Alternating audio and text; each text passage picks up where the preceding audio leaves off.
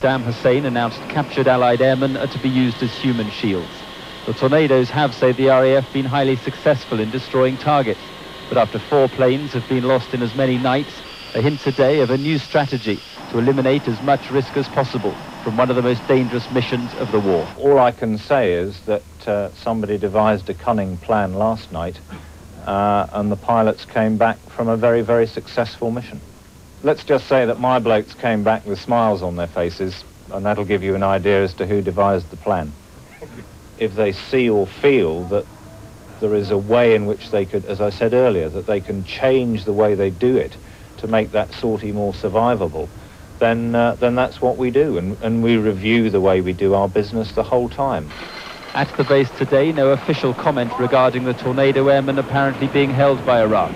But an international Red Cross representative here to deal with prisoners of war spelt out his organization's view. They should have the status of prisoner of war first.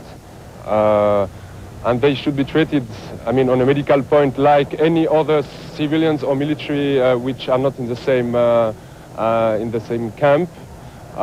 They should have access to health facilities, food facilities, and I would say domestic facilities, and they shouldn't be mistreated and tortured or things like that. It's a subject the crews heading for enemy territory must put out of their minds as they concentrate on hitting the target and returning safely to base. The Tornado crews taking part in the bombardment of Iraq now do so in the knowledge that they may be attacking targets where Allied prisoners of war, even other RAF airmen, are being held as human shields. Businesses throughout Israel have been virtually paralyzed for 3 days.